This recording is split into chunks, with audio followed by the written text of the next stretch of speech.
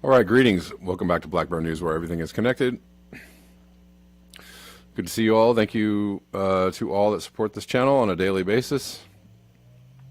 Thanks for hanging out with me. We are live on Rockfin, Callin, and on YouTube.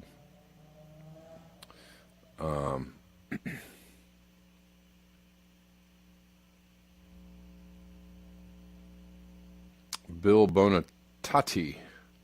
U.S. Army War College reports on climate change. Chris Hedges on U.S. Military Climate Change Consortium News. Interesting. I'll check that out. Thank you.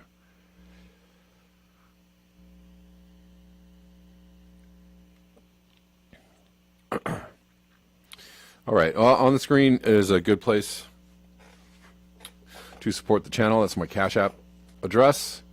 There are also links in all the description boxes of all the platforms that I am on. Other ways to support the channel. If you find what I do of value, please consider supporting the channel on any of the platforms.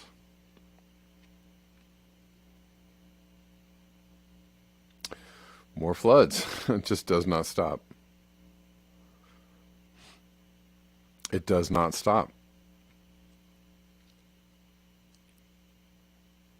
Seems like we have a rather outsized share of floods going on. Wonder what's going on.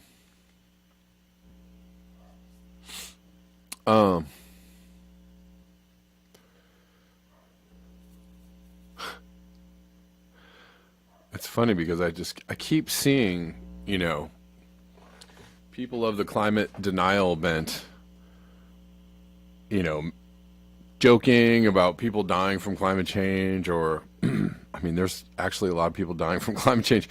It's actually rather twisted.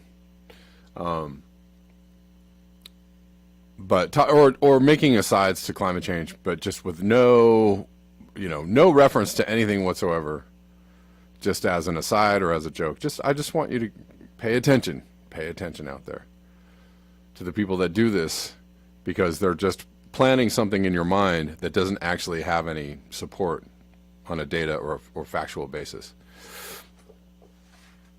And none of them are talking about, wow, seems to be a lot of crazy weather going on.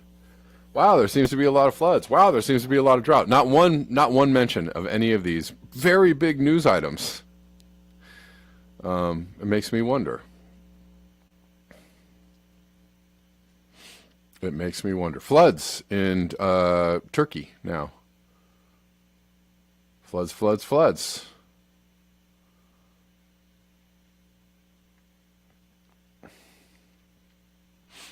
It makes me wonder. Oh, sorry, I guess I could have left that there. Here's more Turkish floods.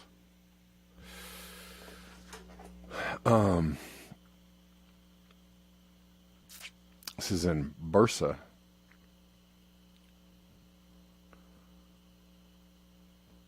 Where literally it looks like the sky bursted. That was bad. That's a bad joke.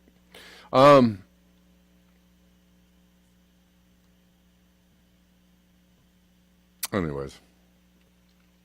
With the people that with eyes to see, you can see something is going on. If you're watching this channel, you can see something that's going on.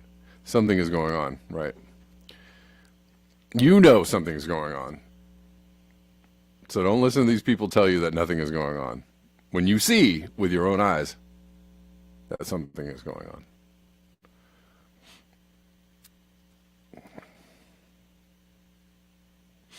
Ridiculous. There are other things that are going on that, you know, people are perfectly capable of seeing. It's strange. Hydrocarbons are way cool. Peter Dines says, there's already many places in the world where thermal intolerance is so great. You basically can't survive with air conditioning. Without, I think he means without. That number will only increase, which is totally unsustainable. And how are we going to power those air conditioners? I mean, a very small percentage will be from solar panels and whatnot, but most of those air conditioners are going to be powered by hydrocarbons. Most. Which makes it something of a self-perpetuating, problem, right? Climate change is causing the heating. We're going to run the air conditioners to guard ourselves against climate change and the heating, and then that's going to create more climate change. You see what is going to happen.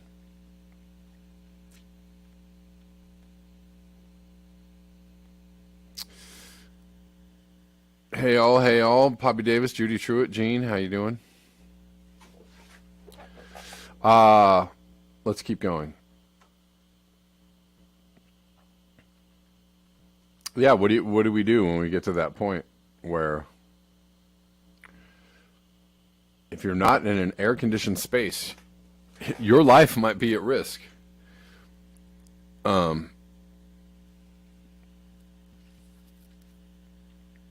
And all the air conditioners are going to be run full tilt, while humans are still in control of all the resources of the planet. That's what will probably happen. We'll just run all the AC all the time until the very end.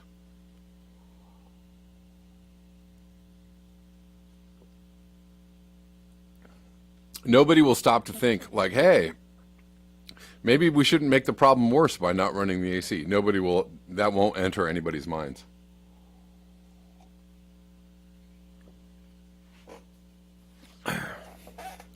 Maybe if we all run the AC, the power will go out and then we won't have AC. That probably also will happen too. We're entering a very hot week in Southern California and other places in the West.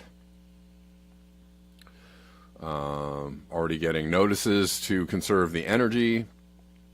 What's funny, actually a very funny, ironic type tweet I saw was that in the conservation of energy notices, they said don't charge your electric car.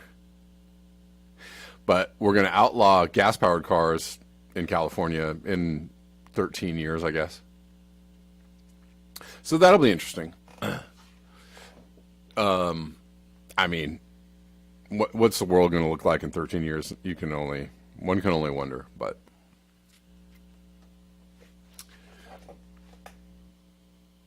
Which makes hydrocarbons way cool. If you still want to power your vehicles, I guess hydrocarbons are way cool. Till the very end, they're very cool.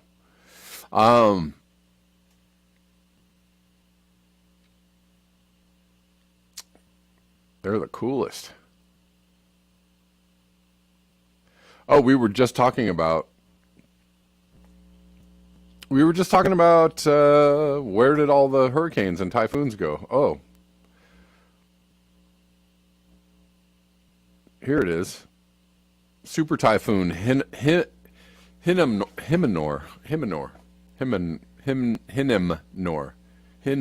That's really hard to say. As it reached Category 5 intensity while approaching the island of Minamida Tajima. Minamida Tajima. I can't say that either. Daitojima. Minamida Daitojima. Anyways. Yeah, that's a big old typhoon. I guess we're entering the typhoon hurricane season, aren't we?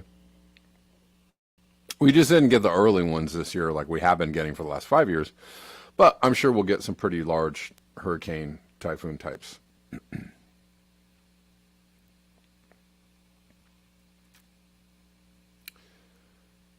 So we'll keep an eye on that. And I get it. That's a little hurricane pun. Anyways.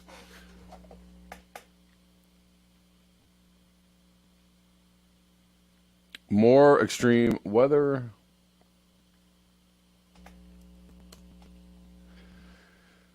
Hail. Hail. Large hail in Emporda. The diameter reached 11 centimeters, Catalonia, Spain. That's like big old hail. That's like baseball size or softball size hail.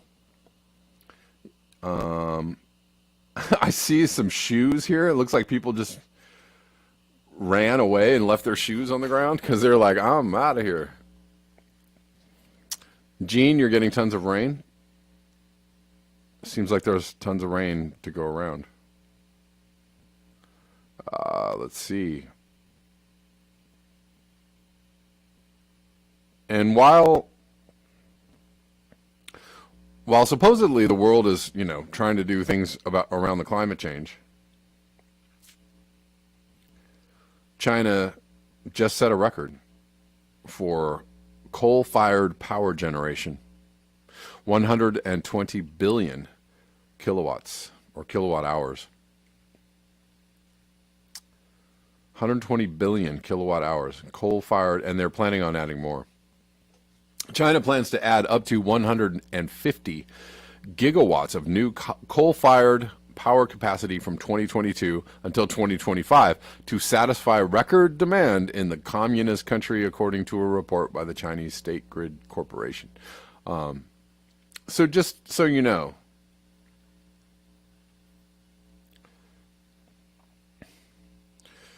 all the countries of the world are planning on going full steam ahead with industrial civilization because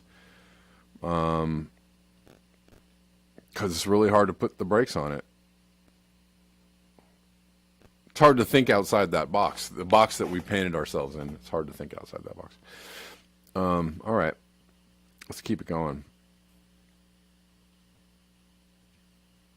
And, that is just further reason for everybody to say, well, we're not going to do anything about climate change. What about China? What about those people over there? What about the U.S. military? What about, we can't do anything about climate change. We can't. I mean, what about those people? What about the rich people in the plains?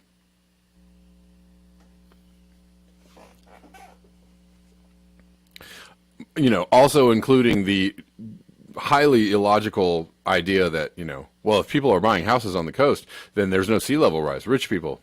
Oh. Well, if rich people are flying in planes, there's no climate change. Oh.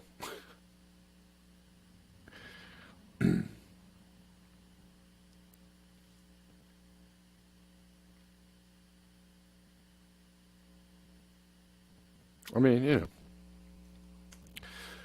think what you want. People are going to think what they want.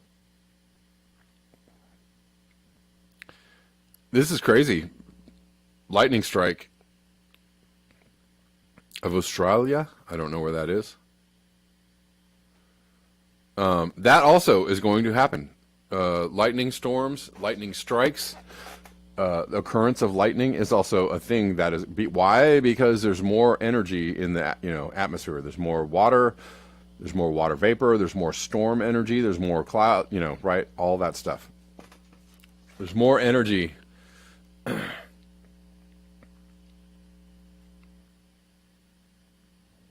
In these storms, and there's going to be more lightning and probably more people dying of lightning strikes.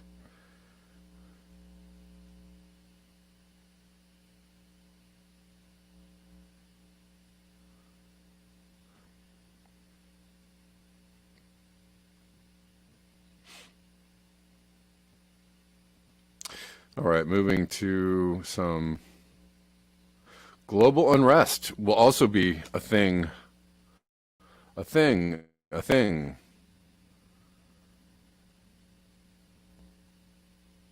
marvelous thing. Everyone knows it. It's slinky.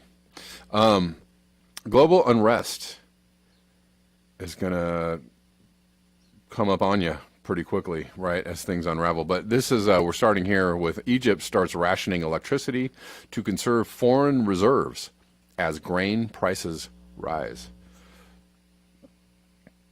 It isn't just Europe. Actually, Europe is getting hit hard with the effects, the whiplash, the boomerangs, if you will, the backlash, the blowback from the Ukraine-Russian conflict. But other countries, especially countries in the global south, are experiencing some very hard times. Oh, we have a caller. Who is this? Carson. How you doing, Carson? You just rolled a spare. Spare me an inch of that fat fucking... Oh, I don't know what that was. Well, too bad. I think Carson was trying to be funny, but I think he... I don't know. It fell kind of flat there, Carson, whatever you were trying to do. But I'm sure it was hilarious, whatever it was.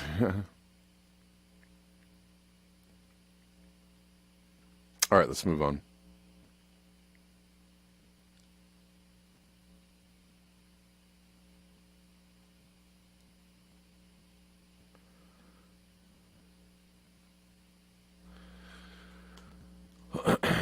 Let's see. I don't know. Unfortunately, I think there's going to be a rise in confusion as things get weirder. Things will get weirder. When the going gets weird, the weird go pro. Is that the quote? The weird go pro.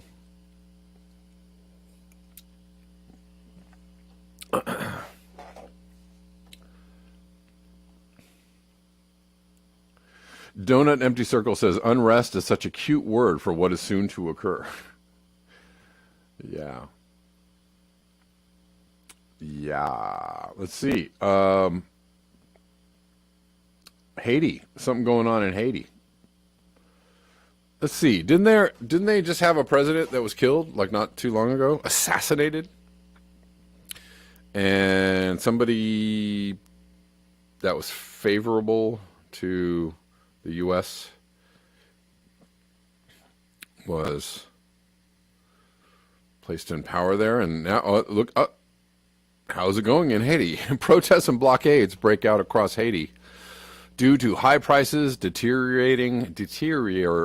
Sorry, I just have a hard time saying that right now. Deteriorating living conditions, endemic crime, and to demand the resignation of the prime minister. Guess it's not going so good. Let's face it. Haiti wasn't that great to start with. It must be getting really bad.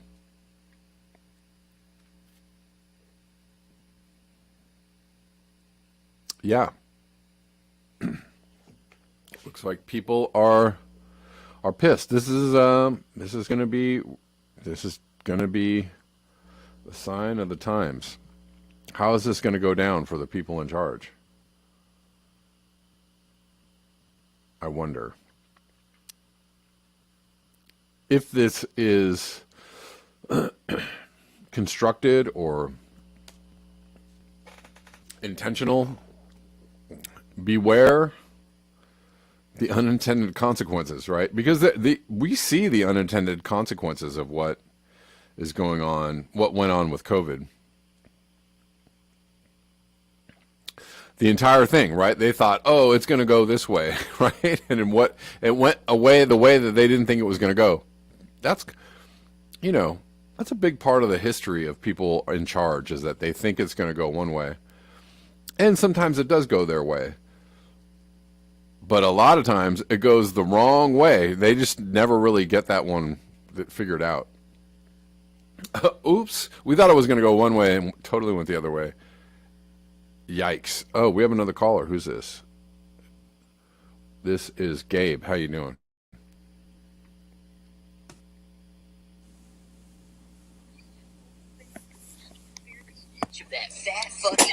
All right. These people are funny. I don't know what that is. Could you guys even make that out? Because I couldn't even hear it. It was so lame. Couldn't even figure out how to I don't know what you're trying to do, but whatever. I don't know if that was good, Gabe. I think good as in stupid or sucked or was whack, because nobody can figure that out. But nice try.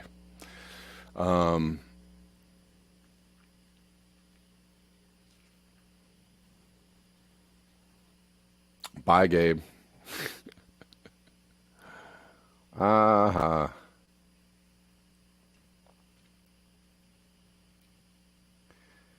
Anyways, that's cool. It's cool to have trolls. I guess. I mean, I don't know. It's actually kind of sad. Trolls are sad. Really, because if you don't have anything better to do with your time but run around and like, right? If you just got that kind of time on your hand, your life must really be, you know, interesting as in not interesting. But whatever. A lot of people in the world, I guess. Small businesses in Europe are toast, says this. Yeah, who was just talking about that in the chat? North South says, love hanging out in the garage with Kevin. Yeah, thanks. Thanks for hanging out with me. It was someone who has a bad connection or is drunk. Oh, we have somebody called LOL who's listening. Maybe Jerry will have something funny to say. I don't know, or maybe Jerry is here to listen. Which is, if that's so, welcome, Jerry. But I don't know. I have a feeling like it must be. Hey, man, how you doing? Carson. Whoa, is somebody with the same name? Carson, how you doing?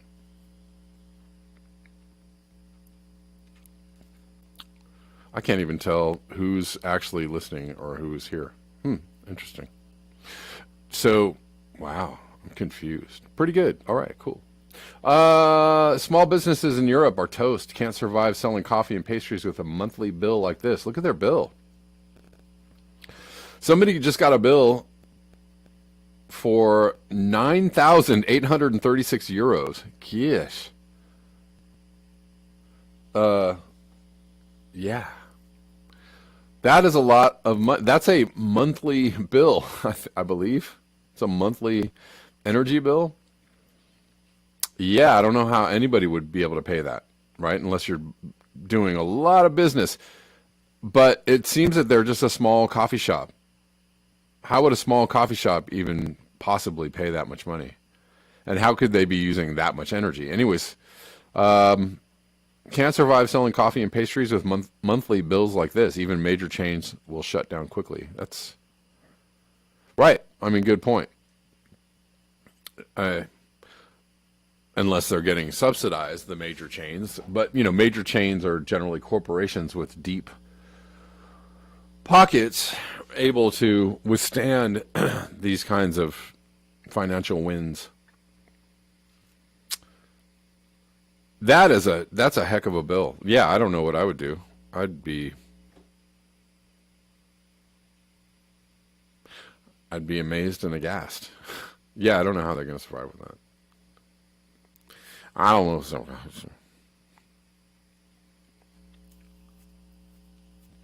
All right. Oh, it's all good. Thanks, Denver. I appreciate that. It's all good. Yeah, you're right, and you're right. You're absolutely correct about that. Right about that. I almost said you're absolutely all right. I don't know what's in my coffee cup. Does anybody know? It's actually coffee. Sorry, it's really hot in this studio. It was like 95 degrees when I started the show. I'm guessing it's about 100 now. So I'm overheated. I'm actually, yeah, pretty warm.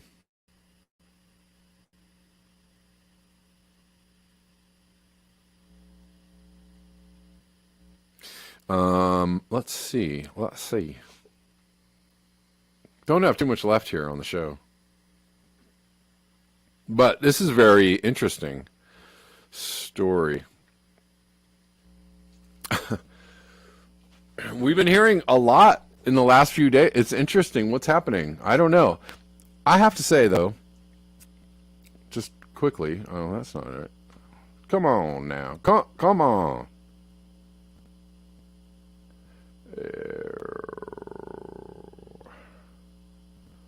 I meant to get this story, and that's not the story I got. All right. Oh, what was I saying? I was saying, you know that Oops, I want to go back to that. There's been a lot of talk about Hunter Biden and the laptop and the hiding of the hiding of the laptop story. And Mark Zuckerberg said the FBI came and said, bury this story, and he was like, "Okay, I'm Mark Zuckerberg."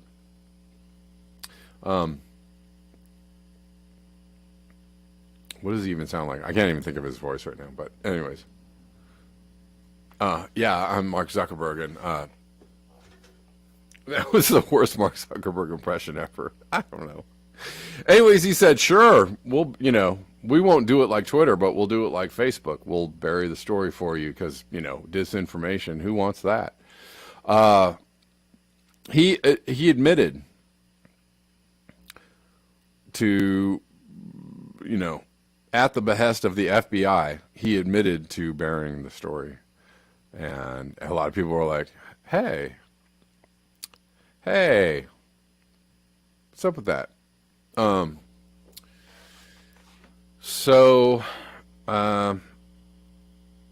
He admitted to burying the story, and a lot of people were very upset by that. Rightly so. Oh, yeah, I saw that Denver Attaway. I saw that one, too. That's pretty good. Yeah.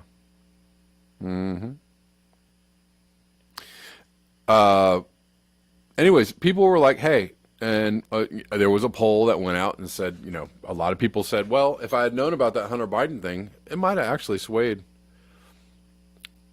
If people would have known about the Hunter Biden story, it might have swayed or steered the election in a different course. And so I guess they felt that they needed somebody to take the fall for this. And that's cool because, when people at the place, when the people at the place called the FBI feel like they need to put somebody out to pasture for wrongdoing, then, maybe you made a little bit of an impact, right? Maybe this story getting out wasn't so good for them. Maybe they felt like they had to atone. Maybe they felt like, oh yeah, oops. Everybody can clearly see we were putting our fingers on the scale of the election. So we got to ditch somebody for this.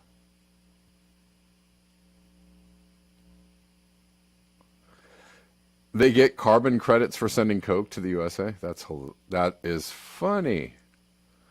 That is funny.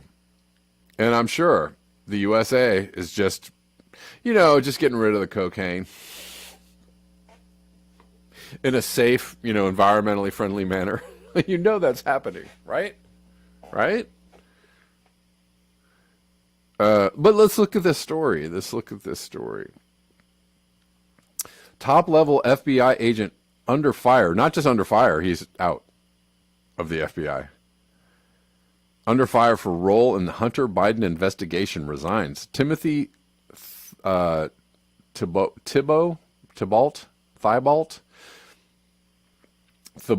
I guess. A top-level FBI agent resigned last week and was walked out of the FBI. He was given the old heave-ho. 2 U.S. officials confirmed. Thibault came under fire earlier this year from Republican Senator Chuck Grassley, who had accused him of improper conduct in the Hunter Biden investigation. Grassley alleged that Thibault had tried to close the probe. So, hold on. Thought I already had this opened to the right place, but we'll look at this from Newsweek. This is an interesting story. The former assistant special agent in charge was escorted out of the Washington, D.C. office, as is standard practice, according to Fox News. Well, Thibault rose to public attention as one of the 13 assistant special agents who was investigating Biden's laptop, which the FBI seized in 2019 ahead of the 2020 presidential election. They had that thing for a long time, didn't they? They had that thing for a long time. That's interesting. Earlier in August, he was removed from his supervisory role by FBI Director Christopher Wray. We know what an upstanding gentleman that is. following whistleblower accusations of bias the bureau chief described as deeply troubling. On Thursday, Republican Senator Ron Johnson wrote to DOJ Inspector General Michael Horowitz, Inspector General at the Department of Justice, alleging politically motivated corruption within the Bureau. Oh, my. I am just amazed and appalled by this corruption. Claiming to have heard from whistleblowers, the GOP lawmaker wrote, recently my office heard from individuals with knowledge of the FBI's apparent corruption. After the FBI obtained the Hunter Biden laptop from Wilmington, Delaware computer shop, these whistleblowers stated that local FBI leadership told employees, you will not look at that Hunter Biden laptop, and that the FBI is not going to change the outcome of the election again by uncovering the truth, by disclosing the truth. They're not going to do that again.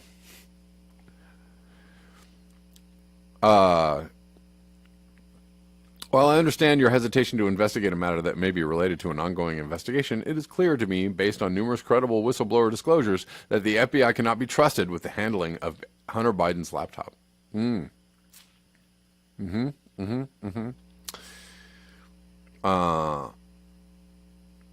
Grassley wrote, as you are aware, Assistant Special Agent in Charge Tim Thibault is not the only politically biased FBI agent at the Washington field office.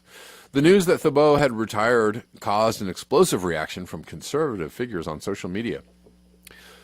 Taking to his Truth Social website, Donald Trump said that the agent had been hiding and suppressing from the public and the media the laptop from hell ahead of the 2020 election. He also claimed Thibault got the FBI to do a raid on a home, Mar-a-Lago, that has stirred the world. Really? Was he involved in that? I wonder. Fox News reports Thibault was not involved in the FBI Mar-a-Lago raid on August 8th at any level. Okay.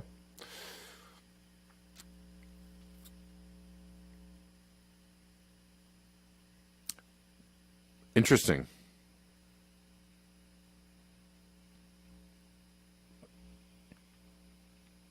He was a 25-year veteran of the force with reported ties to the Clintons and the Obamas. What's going on in D.C.?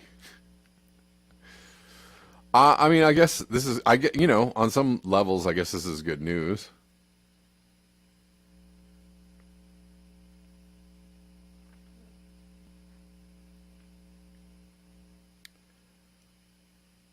I don't know if that's going to, fix the corruption problem in the FBI, but it's something, and an interesting story.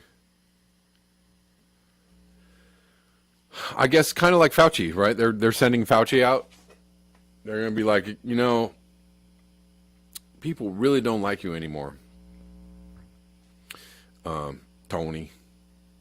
And we're getting kind of a lot of heat. A lot of people are kind of getting a little bit pissed off about the stuff that you did there, Tony.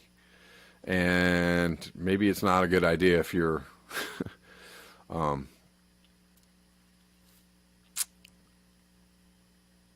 in the public eye anymore. So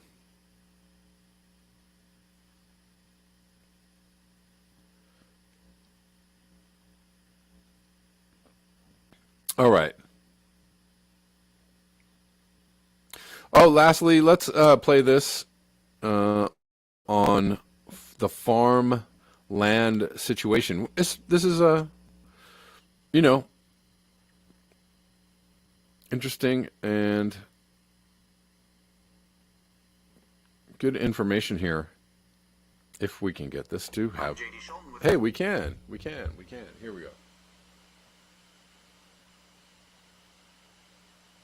I'm JD Shelton with Courier News, and I'm here to tell you that you're probably getting screwed. Now, I live in Iowa, and when most folks who aren't from Iowa think of Iowa, they think of the potato. Just kidding, that's Idaho, but a lot of you get confused by that. The pandemic put a spotlight on our food supply chain system and how vulnerable we really are. Food security is national security. And that brings me to what I want to talk about today, and that's who owns farmland. This is something we need to be talking a lot more about. Both my parents grew up on farms, And according to Iowa State University, 60% of farmland owned in Iowa is owned by people who are 65 and older, and 35% by people who are older than 75. So there's about to be this massive land transfer. So who can win these bidding wars? Is it that farmer down the road? Or is it going to be private equity or foreign entities? Speaking of foreign entities, did you know that if you add up all of the farmland owned by foreign entities, it's roughly the size of Ohio and rapidly growing? So why does this matter? The holding of land by any corporation, but especially a foreign corporation, means that natural resources and wealth are being extracted and transferred to the pockets of someone hundreds, if not thousands of miles away. Ultimately, it comes down to this. If we don't change the path that we're on with land ownership and the food supply chain, we are going to devastate our rural communities. And that means these huge multinational corporations will go on with more record profits while farmers are getting squeezed, workers are being suppressed, and you, the American consumer, will be paying for it all and continue to get screwed.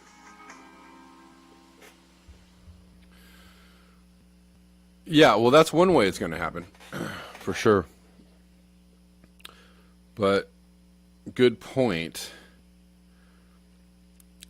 Well, we've slowly, lost our rural agricultural abilities as a society anyways. So, not a lot of, there are young farmers out there, but not a lot of people want to farm. So a lot of that land goes, does get bought up by corporations.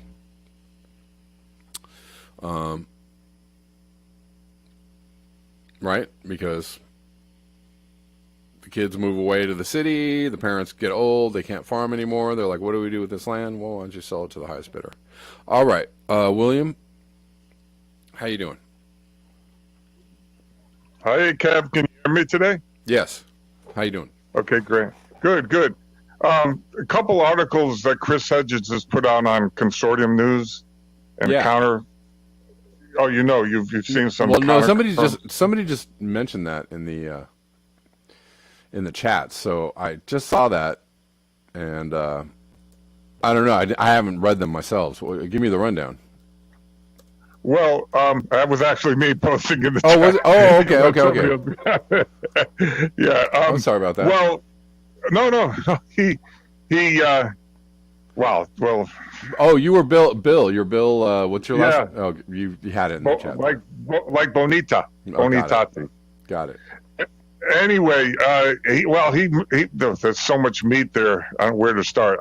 I think let me just say, I think he's on point. He's talking about the empires that have fallen in the past and how this time it'll be global. The great empires always reach this stage where they're pilfering the masses and the final collapse. I think I read that one I read that like a month ago on the channel. Yeah. Yep. Or 2 weeks ago. Oh, you did? Okay. It came out 2 weeks ago. Did it? Okay. Yeah, it's good. Yeah. It was a good article for sure. Yeah. Wow. It's a freight train, and unfortunately, I don't know that we've seem powerless to stop it. And when you think about the way things have gone since, Reagan talking about trickle-down economics, even Bush 1 called that voodoo economics. And, of course, That's just caused huge wealth transfer up, as it's always been. Yeah. And you look at our votes over I recall the Princeton Northwestern study, the 20-year study by Gillens and Page, which basically said, Congress doesn't care what you think. Basically, the 20-year study showed it's all on the special interests. They're voting based on their donors, which is self-evident. So how do we create change? Some worker strikes lately have been crushed and not gone so well. John Deere, even the Amazon ones, I think they've got one they succeeded, but I was seeing some reports that now the workers have to ask permission through management to use the bathroom, and then they're restricted even after they've got some of their union power, they thought. So it's just what I call a predatory rapaciously corrupt duopoly. You know what I mean? It's a uniparty, really. They're both backed by the same people. Do you follow what I mean? Yeah, yeah. It's self-evident. Yeah, and I saw a funny some blue, vote blue no matter who type person was like, do you want to leave your Medicare and Social Security in the hands of the Republicans? And I was like, you're talking about Joe. You're comparing them to Joe Biden, who's talked his entire career about gutting Social Security and Medicare. Like you, yes. Are you even alive? Are you even a real person? Which is a good question if they're on Twitter. I don't know. Yeah, I mean, you're right on. And when you look at Joe Biden, even we talk about the Ukraine conflict in '97, as Senator Biden, he said expanding NATO east of Germany was going to cause a conflict with Russia, an actual, military conflict. And of course, they expanded how many states since? 17 states. You remember east of Ukraine, the agreement with Gorbachev that to bring down the Berlin Wall, all that jazz. Right. So we've fomented this war, which I want to touch on something a little bigger. We talked about the Tri-City states that had the Egyptian obelisk in the center, the Vatican, Washington D.C. and London and the Vatican, yeah. London City. Right. You got the financial capital of the world. You got the military might of the world. Our military budget's greater than the next. I keep hearing it change. The next 9 countries combined, I think it is now. Yes. It's somewhere like 800. Is it 833 billion? I don't even remember what it's up to today. It always keeps going up. You know what I mean? Is it 813 or 833? I don't know. They just signed to give Biden more money to the military. This is bipartisan. Do you follow me? Yeah. And so how can we pull back on climate change when our U.S. military ranks somewhere around, again, it depends on what article you read, around 46 if it was a country in global emissions, right? Remember that report?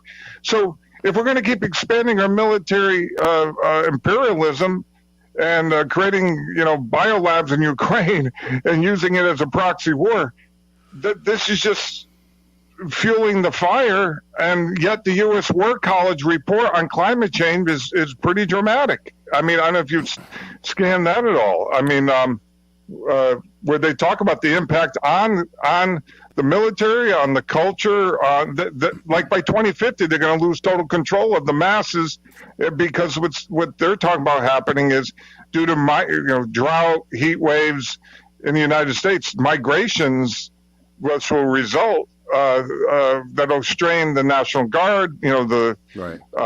And eventually our own military. This is. We talked about Rush Limbaugh a little bit. He's been a climate denier his whole life, and Trump awards him the Medal of Freedom while they're looking to buy Ukraine. And Pompeo saying, the climate change is great because it opens up the shipping lanes to the Arctic. Right. That's what I'm saying. What I'm trying to get at is divide and conquer. It's like they're screwing us and they're splitting us into red pill, blue, whatever you want to call them, blue chip. And they're fomenting this, what I would call us against us. Do you follow me? Sure. It seems. Yeah. Don't you see it? Yeah. It's interesting when you got to that point. I don't know. I was thinking the other day, and maybe I'm too. I can be somewhat. I can be a very conspiratorial person or a very paranoid person, but it's interesting. I've been kind of pointing out the whole libertarian ideology that's actually been used to undermine, any kind of social safety net. The idea that maybe that might be good, or unions might be good, right? Right, or the people banding together or owning the means of production, right? All of that stuff like that. There has been a concerted neocon think tank and expressed through Rush Limbaugh, right, to get everybody to think that the government is always bad. And Ronald Reagan, Rush Limbaugh is to Ronald Reagan what Alex Jones is to Trump, right, on some levels, right? Reagan rode to power on kind of the Rush Limbaugh messaging, the libertarian messaging, and some people think that Trump rode to power somewhat on Alex Jones's messaging, and kind of, sort of, but like, I think there's a connection there. And I actually like Alex Jones more than Rush Limbaugh, but still, this libertarian idea that you don't have any agency, the government is always bad, and then you slap on like, well, you can't vote your way out, and you can't do anything about it. And it's interesting to me, what I hear a lot from this same crowd too is, they're trying to divide you. Don't take the bait. And okay, that sounds logical to me. Don't take the bait. They're trying to divide you and get this civil war thing going. Don't take the bait. Okay, on one level that sounds logical, but then I'm like, wait, that sounds like telling people again, don't do anything. Just sit there. Whatever happens, right? It's like you've seen on the flip side, if you can see what I'm saying. Right? Well, it's like don't vote. You can't vote. Government is always bad. Social safety nets are bad. Just rugged individualism. That's the way out. Get out of the system, go off grid, and just take care of yourself and don't bother with the system. And like on some levels, that's all logical and stuff. But it's also just like remove all agency from the people to actually have control of what's happening to them or to the planet. And then this other layer is, sorry if I'm going off, but this other layer is that. Don't do anything. Don't take the bait. Don't get mad. Don't don't get out there and protest. Don't, you know what I'm saying? Oh, well, listen, I think I agree 100%. You got to keep in mind that, well, God, there's so much there. It's all disinformation to try and create chaos. Sure. Do you follow me? Yeah. And the messages come in from so many different points of view to where the average person ends up a place of, look, I just got to get myself to work, try and support the family, and start to create a stockpile of goods and perhaps get off the grid and do some of the things we talked about to become more energy independent. Yeah, it becomes, in other words, and I support all that. I support mode. all that. Yeah, sure. Right, but now Chris Hedges talks about, of course, and this is in the Gospels as well, that basically your salvation is in fighting the evil which rules this world. Do you follow me? In other words, that's true salvation, not the prosperity gospel. And Chris, of course, is a former minister. His father was, and he went to, I think, a ministerial college. I can't recall his details, but he ties it back into that, and so. It's empowering to fight, but yet you see how they take away our power when we do fight, i.e., the Princeton Northwestern study. That I don't think was done to dissuade us to vote. It's just, here's how it's happened. This is what's going on. Right. Do you follow me? Sure. Yeah. And then, of course, you take to the streets and you try and protest, and then, of course, there seems to be implants to create dissent where, I don't know exactly how this all works, but where people will act as insurgents and create violence where the people organizing the protest had no intent, like you take the January 6th Yeah. event. Well, that was all FBI, a bunch of FBI informants. Yeah. All up in there. Kind of steering it one way. So yeah, I mean, it's hard to know that's the thing. It's really hard to know what movement is actually real, right? Like even you could say a lot of people think the Bernie Sanders movement and that whole, and I tend to agree now, the Bernie Sanders like progressive movement that was kind of giving people a little bit of hope, right? That, man, I see, we can possibly do things differently. And then it was squashed on some levels, but it was also acquiesced, right? All of these people acquiesced to power. All of these people just ended up bending the knee and going like, okay, I'm sorry. But, I won't yell so loud now. It just, it's disheartening. It really like drives a dagger in the heart of people that did have some hope in these movements, it was, yes. I'm sorry, go ahead. Yeah. I agree. Yeah. For example, we all got behind Bernie, 2016, or those of us who believed in social change and, him not taking any money from donors, and Tulsi Gabbard, went after Kamala Harris on stage, you know what I mean? In one of the debates, she eviscerated her. But yet, that she was with Tulsi Gabbard was kids' gloves around Biden. She never went after Biden. Do you follow me? Mm-hmm. And even Bernie, when he had the opportunity, he didn't take the gloves off and go after him. You know what I mean? He did not. He did not do that. Right. And I think if Bernie were really a true revolutionary, with the amount of momentum he had behind him in 2016, he alone could have broke the two-party system, because if he would have jumped out of the race and went independent, it would have been lights out. He would have won. He would have beat, both Trump and Hillary. And that would have been that, right? That would have been the end of, the two-party duopoly would have been damaged, probably beyond repair if he would have done something like that. And he didn't. That's an excellent point, because you look at the presidential elections, it's roughly 50 to 50% of the population that votes for president. That's it. Of the voting populace. What's very interesting? Sorry, just to jump in. What's very interesting, if you go back and look at the poll results through the last elections through the century, mm-hmm. there used to be these incredibly one-sided elections, right, where the entire country was behind this guy or that guy, and mm-hmm. now we have this thing where it's like 50% of the, who's gonna win?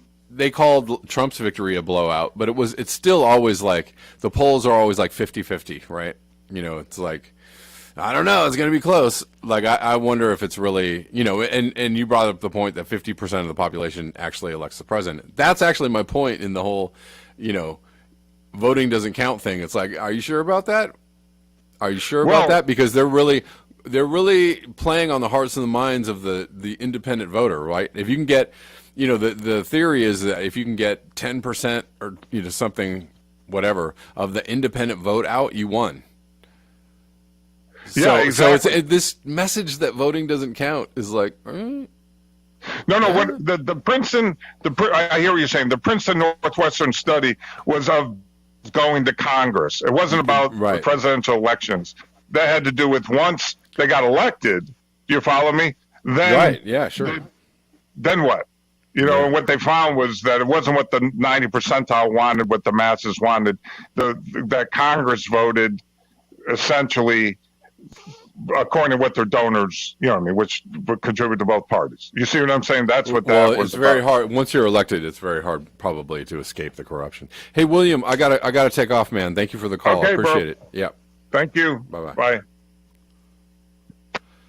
All right, y'all. That does it for me today. Thank you so much for your eyes, your ears, and your conscience. I will see you tomorrow at the regular time of 12 p.m. Pacific. And until next time, peace.